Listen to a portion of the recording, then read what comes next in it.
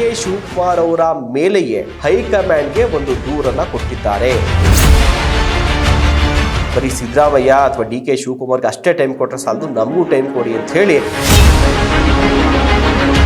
ಬೆಳಗಾವಿ ವಿಚಾರಕ್ಕೆ ತುಂಬಾನೇ personal interest ತಗೊಂಡು ತಲೆ ಹಾಕ್ತಾ ಇದ್ದಾರೆ. ಜಿಲ್ಲೆಯ ಅಧಿಕಾರಿಗಳು ನನ್ನ ಮಾತನ್ನ ಕೇಳಬೇಕಾ, ಡಿ ಕೆ ಶಿವಕುಮಾರ್ ಅವರ ಮಾತನ್ನ ಕೇಳಬೇಕಾ? 35 ಜನ MLAಗಳು ಅವ್ರು ಹೇಳ್ದಂತೆ ಕೇಳುವಂತ MLAಗಳಿದ್ದಾರೆ. ಬೆಳಗಾವಿ ರಾಜಕೀಯಕ್ಕೆ ಸಂಬಂಧಪಟ್ಟಂತೆ ಡಿ ಕೆ ಶಿವಕುಮಾರ್ ಅವರ ಮೇಲೆ ಸತೀಶ್ ಜಾರಕಿಹೊಳಿ ಆಗಿರ್ಬೋದು, ಜಾರಕಿಹೊಳಿ ಕುಟುಂಬ ಸಾಕಷ್ಟು ಒಂದು ಮನಸ್ತಾಪವನ್ನ, ಆಕ್ರೋಶವನ್ನ ವ್ಯಕ್ತಪಡಿಸ್ತಾನೆ ಇತ್ತು. ಮೊನ್ನೆ ಬಹಿರಂಗವಾಗಿ CLP ಸಭೆಯಲ್ಲಿ ಅದು ಸ್ಫೋಟ ಕೂಡ ಆಯಿತು. ಈ ಕುರಿತಾಗಿ ನಾವು ಕೂಡ ಸುದ್ದಿಯನ್ನ ಮಾಡಿದ್ದು. ಅದು DCC ಕಚೇರಿಗೆ ಸಂಬಂಧಪಟ್ಟಂತೆ ಲಕ್ಷ್ಮೀ ಹೆಬ್ಬಾಳ್ಕರ್ ಅವರೇ ಇದನ್ನೆಲ್ಲವನ್ನು ಕೂಡ ಮಾಡಿದ್ರು ಅನ್ನೋಂಥ ರೀತಿಯಲ್ಲಿ ಒಂದು ಸಭೆಯಲ್ಲಿ ಹೈಕಮಾಂಡ್ ನಾಯಕರ ಮುಂದೆ ಬಿಂಬಿಸುವಂಥ ಕೆಲಸವನ್ನ ಡಿ ಕೆ ಶಿವಕುಮಾರ್ ಅವರು ಮಾಡ್ತಾರೆ. ಆಗ ಸತೀಶ್ ಜಾರಕಿಹೊಳಿ ಅಸಮಾಧಾನವನ್ನು ವ್ಯಕ್ತಪಡಿಸಿ ಇದಕ್ಕೆ ನಮ್ಮ ಕಾಂಟ್ರಿಬ್ಯೂಷನ್ ಕೂಡ ಇದೆ, ಅದನ್ನು ಹೇಳಿ ಅಂತ ಹೇಳ್ತಾರೆ. ಸೊ ಅದು ಒಂದು ದೊಡ್ಡ ಮಟ್ಟಕ್ಕೆ ಸುದ್ದಿ ಆಯಿತು. ಅದಾದ ಬಳಿಕ ಸತೀಶ್ ಜಾರಕಿಹೊಳಿ ಅವರು ಒಂದು ಹೆಜ್ಜೆಯನ್ನ ಮುಂದೆ ಹೋಗಿ KPCC ಅಧ್ಯಕ್ಷರಾಗಿರುವಂಥ ಡಿ ಕೆ ಶಿವಕುಮಾರ್ ಅವರ ಮೇಲೆಯೇ ಹೈಕಮಾಂಡ್ಗೆ ಒಂದು ದೂರನ್ನ ಕೊಟ್ಟಿದ್ದಾರೆ. ರಾಜ್ಯಕ್ಕೆ ಮೊನ್ನೆ CLP ಸಭೆ ಆಗುವಂಥ ಸಂದರ್ಭದಲ್ಲಿ ರಾಜ್ಯ ಉಸ್ತುವಾರಿ ಸುರ್ಜೇವಾಲಾ ಅವರು ಬಂದಿರ್ತಾರಲ್ಲ, ಸೊ ಆ ಸುರ್ಜೇವಾಲಾ ಅವ್ರಿಗೆ ನಾನು ನಿಮ್ಮ ಹತ್ರ ಮಾತಾಡಬೇಕು, ನಮಗೂ ಸ್ವಲ್ಪ ಟೈಮ್ ಕೊಡಿ, ಬರೀ ಸಿದ್ದರಾಮಯ್ಯ ಅಥವಾ ಡಿ ಕೆ ಶಿವಕುಮಾರ್ಗೆ ಅಷ್ಟೇ ಟೈಮ್ ಕೊಟ್ಟರೆ ಸಾಲದು, ನಮಗೂ ಟೈಮ್ ಕೊಡಿ ಅಂತ ಹೇಳಿ ರಿಕ್ವೆಸ್ಟ್ ಅಲ್ಲ ಒಂದು ಆರ್ಡ್ರೇ ಮಾಡಿರ್ತಾರೆ. ಕಡೆಗೆ ಆಯಿತು ಅಂತೇಳಿ ಆ ಮೀಟಿಂಗ್ ಎಲ್ಲ ಮುಗಿದ ಮೇಲೆ ಒಂದು ಟೈಮನ್ನು ಕೊಡ್ತಾರೆ. ಟೈಮ್ ಕೊಟ್ಟಂಥ ಸಂದರ್ಭದಲ್ಲಿ ನೇರವಾಗಿ KPCC ಅಧ್ಯಕ್ಷ ಡಿ ಕೆ ಶಿವಕುಮಾರ್ ಅವರ ಮೇಲೆ ಸತೀಶ್ ಜಾರಕಿಹೊಳಿ ಒಂದಷ್ಟು ದೂರುಗಳನ್ನು ಕೊಟ್ಟಿದ್ದಾರೆ. ಹೇಳಿದ್ದಾರೆ ಈ ಥರ ಮಾಡ್ತಿದ್ದಾರೆ, ಅದನ್ನು ಸರಿಪಡಿಸ್ಕೊಳ್ಳಿ ಅಂತ ಹೇಳಿ, ಈ ರೀತಿ ಆದರೆ ನಾವು ಸಹಿಸ್ಕೊಳ್ಳೋದಿಲ್ಲ ಅಂತ ಹೇಳಿ ಒಂದು ರೀತಿ ವಾರ್ನಿಂಗ್ಗೆ ಕೊಟ್ಟಿದ್ದಾರೆ. ಯಾವ ವಿಚಾರಕ್ಕೆ? ಮೊದಲನೇದಾಗಿ ಡಿ ಕೆ ಶಿವಕುಮಾರ್ ಅವರು ಬೆಳಗಾವಿ ವಿಚಾರಕ್ಕೆ ತುಂಬಾನೇ ಪರ್ಸನಲ್ ಇಂಟ್ರೆಸ್ಟ್ ತಗೊಂಡು ತಲೆ ಹಾಕ್ತಾ ಇದ್ದಾರೆ. ಲಕ್ಷ್ಮೀ ಹೆಬ್ಬಾಳ್ಕರ್ ಅವರ ವಿಚಾರಕ್ಕೆ ಸಾಕಷ್ಟು ಸಪೋರ್ಟನ್ನು ಮಾಡ್ತಾ ಇದ್ದಾರೆ. ಏನೇ ಮಾಡಲಿ ನನಗೆ ಬೇಜಾರಿಲ್ಲ, ಆದರೆ ಜಿಲ್ಲೆಯ ಉಸ್ತುವಾರಿ ಸಚಿವ ನಾನು. ಸೊ ಜಿಲ್ಲೆಯಲ್ಲಿ ಯಾವುದೇ ಅಧಿಕಾರಿಗಳಿಗೆ ನಾನು ಹೇಳಿದ ಕೆಲಸಕ್ಕಿಂತ ಲಕ್ಷ್ಮೀ ಹೆಬ್ಬಾಳ್ಕರ್ ಹೇಳುವಂಥ ಕೆಲಸವನ್ನೇ ಮಾಡಿ ಅಂತ ಹೇಳಿ ಒತ್ತಡವನ್ನು ಹಾಕ್ತಾರೆ. ಅವರೇ ಡೈರೆಕ್ಟಾಗಿ ಸಚಿವರು ಹೇಳಿದ್ದಾರೆ, ಲಕ್ಷ್ಮೀ ಹೆಬ್ಬಾಳ್ಕರ್ ಆ ಕೆಲಸ ಏನು ಮಾಡ್ರಿ ಅಂತೇಳಿ ಇವರೇ ಫೋನ್ ಮಾಡಿ ಒತ್ತಡವನ್ನು ಹಾಕ್ತಾರೆ. ಹೀಗಾಗಿ ಜಿಲ್ಲೆಯ ಅಧಿಕಾರಿಗಳು ನನ್ನ ಮಾತನ್ನು ಕೇಳಬೇಕಾ, ಉಸ್ತುವಾರಿ ಸಚಿವನ ಮಾತನ್ನು ಕೇಳಬೇಕಾ, ಅಥವಾ DCM ಡಿ ಕೆ ಶಿವಕುಮಾರ್ ಅವರ ಮಾತನ್ನು ಕೇಳಬೇಕಾ?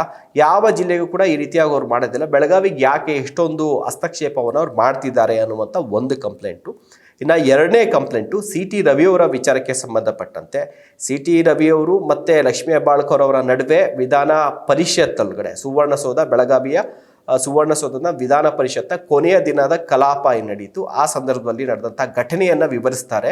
ಸೊ ಅಲ್ಲಿ ಇವರು ಕೊಲೆಗಡಕ ಅಂತೇಳಿ ಲಕ್ಷ್ಮೀ ಹೆಬ್ಬಾಳ್ಕರ್ CT ರವಿಗೆ ಬೈದಿರ್ತಾರೆ. CT ರವಿಯವರು ಪ್ರಾಸ್ಟಿಟ್ಯೂಟ್ ಅನ್ನುವಂಥ ಒಂದು ಆಕ್ಷೇಪಾರ್ಹ ಪದವನ್ನು ಬಳಸಿರ್ತಾರೆ. ಈ ವಿಚಾರವನ್ನು ಅವ್ರ ಗಮನಕ್ಕೆ ತರ್ತಾರೆ. ಹೌದೌದು, ಈ ವಿಚಾರ ನನಗೆ ಗೊತ್ತಿದೆ ಬಿಡಿ ಅಂತೇಳಿ ಸುರ್ಜೇವಾಲಾ ಅವ್ರು ಹೇಳ್ತಾರೆ. ಆದರೆ ಇಲ್ಲಿ ಅಧಿಕಾರವನ್ನು ದುರುಪಯೋಗ ಪಡಿಸಿದ್ದಾರೆ, ಪೊಲೀಸರನ್ನ ದುರುಪಯೋಗ ಪಡಿಸ್ಕೊಂಡಿದ್ದಾರೆ. ಡಿ ಕೆ ಶಿವಕುಮಾರ್ ಅವರು ಲಕ್ಷ್ಮೀ ಹೆಬ್ಬಾಳ್ಕರ್ ಸೇರ್ ಮಾಡಿದಂಥ ಒಂದು ಎಡವಟ್ಟಿನಿಂದಾಗಿ ಆ ಒಂದು ಪ್ರಕರಣದಲ್ಲಿ BJP ತುಂಬಾನೇ ಮೈಲೆ ತೆಗೆದುಕೊಳ್ತು. ಇದು ಕಾಂಗ್ರೆಸ್ ಪಕ್ಷಕ್ಕೆ ಜೊತೆಗೆ ನಮ್ಮ ಸರ್ಕಾರಕ್ಕೆ ಡ್ಯಾಮೇಜ್ ಆಯಿತು. ಇದಕ್ಕೆ ಮೂಲ ಕಾರಣ ಡಿ ಕೆ ಶಿವಕುಮಾರ್ ಅಂತೇಳಿ ಒಂದು ಆರೋಪವನ್ನು ಮಾಡ್ತಾರೆ. ಹೇಗೆ ಇದು ಅಂತ ವಿವರಿಸಿ ಅಂತ ಹೇಳಿಬಿಟ್ಟು ಇವ್ರು ಕೇಳ್ತಾರೆ ಸುರ್ಜೇವಾಲಾ ಅವರು. ಆಗ ಇವರು ಹೇಳ್ತಾರೆ, ಪೊಲೀಸರನ್ನ ಇವರೇ ಡೈರೆಕ್ಷನ್ ಕೊಟ್ಟು ಅವ್ರನ್ನ ಏಕಾಏಕಿ ಸಭಾಪತಿಗಳ ವಿವೇಚನೆಗೆ ಬಿಟ್ಟು ಅಲ್ಲಿ ಒಂದು ತನಿಖೆ ಆಗಬೇಕಾಗಿತ್ತು, ಅದು ಇವರೇ ಡಿಸಿಷನ್ ತೆಗೆದುಕೊಂಡು ಡಿ ಕೆ ಶಿವಕುಮಾರ್ ಅವರೇ ಮುಂದೆ ನಿಲ್ಲಿಸಿ FIR ಅನ್ನು ಮಾಡಿಸ್ತಾರೆ. ಆ ಸುವರ್ಣಸೌಧದಲ್ಲಿ ಇದ್ದಂಥ ಸಂದರ್ಭದಲ್ಲಿ ಅವರು ಕೂಡ ಒಬ್ಬ ಶಾಸಕರಾಗಿರ್ತಾರೆ, ವಿಧಾನ ಪರಿಷತ್ ಸದಸ್ಯರು. ಅವ್ರನ್ನ ಏಕಾಏಕಿ ಪೊಲೀಸ್ ಕಸ್ಟಡಿ ತೆಗೆದುಕೊಂಡು ಹೋಗಿ ಸುಮಾರು ಗಂಟೆಗಳ ಕಾಲ, ಸುಮಾರು 500 ಕಿಲೋಮೀಟರ್ಗೂ ಹೆಚ್ಚು 4 ಜಿಲ್ಲೆಗಳ ಕಡೆ ಎಲ್ಲ ಕಡೆ ಅವ್ರನ್ನ ರೌಂಡ್ ಹೊಡಿಸ್ತಾರೆ.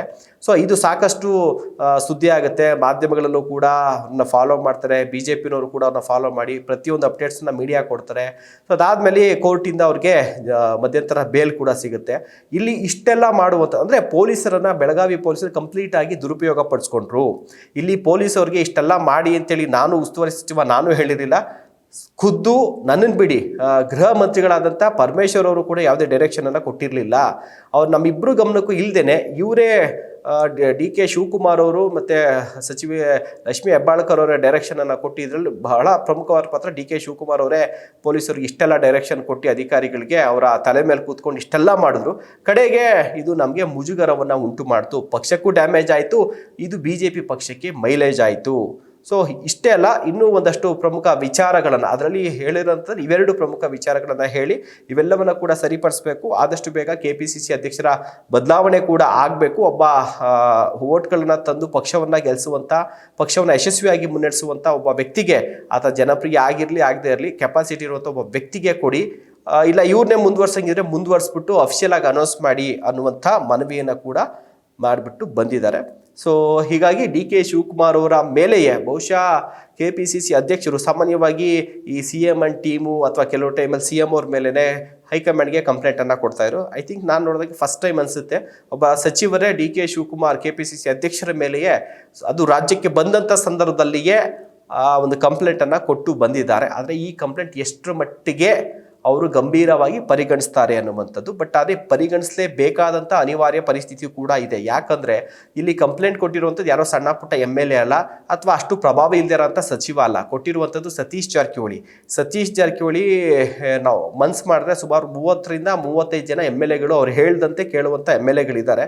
ಸೊ ನೇರವಾಗಿ ಅವ್ರು ಮನ್ಸು ಮಾಡಿದ್ರು ಅಂದರೆ ಸೈಲೆಂಟಾಗೇ ಪಕ್ಷವನ್ನೇ ಅಧಿಕಾರದಿಂದ ಕೆಳಗಿಳಿಸುವಂಥ ಕೆಪಾಸಿಟಿ ಇರುವಂಥ ನಾಯಕ. ಹೀಗಾಗಿ ಸತೀಶ್ ಜಾರಕಿಹೊಳಿ ಅವರ ಒಂದು ಮುನಿಸನ್ನು ಅಷ್ಟು ಲಘುವಾಗಿ AICCಯ ನಾಯಕರು ಸುರ್ಜೇವಾಲಾ ಅವರು ಪರಿಗಣಿಸ್ತಾರೆ ಅಂತ ಅನಿಸೋದಿಲ್ಲ. ಆದರೆ ಒಂದಷ್ಟು ಬದಲಾವಣೆಗಳು, ಒಂದಷ್ಟು ಕ್ರಮಗಳಂತೂ ಆಗುವಂಥ ಸಾಧ್ಯತೆಗಳಿದೆ. ಅಂದರೆ ಕ್ರಮ ಅಂದ್ರೆ ಏನೋ ತೀರಾ ಸೀರಿಯಸ್ ಆಗಿ ತಗೊಳಲ್ಲ, ಬಟ್ ಆದರೆ ಒಂದಷ್ಟು ವಿಚಾರವನ್ನು ಹೇಳ್ತಾರೆ. ಈ ಥರ ಎಲ್ಲ ಮಾಡೋಕ್ಕೆ ಹೋಗಬೇಡಿ, ಬೆಳಗಾವಿ ವಿಚಾರವಾಗಿ ತುಂಬ ಅಸಮಾಧಾನ ಇದೆ, ನೀವು ಜಾಸ್ತಿ ಹಸ್ತಕ್ಷೇಪ ಮಾಡೋಕ್ಕೆ ಹೋಗಬೇಡಿ, ನಿಮ್ಮ ಕರ್ತವ್ಯ ನೀವು ಮಾಡ್ಕೊಂಡು ಹೋಗಿ ಅನ್ನುವಂಥ ದಾಟಿನಲ್ಲಿ ಒಂದು ಮಾತು ಹೇಳ್ಬೋದೇನೋ ಹೇಳ್ತಾ ಸದ್ಯಕ್ಕೆ ಕಾರ್ಯಕ್ರಮ ಮುಗಿಸ್ತಾ ಇದ್ದೀನಿ. ನಮಸ್ಕಾರ.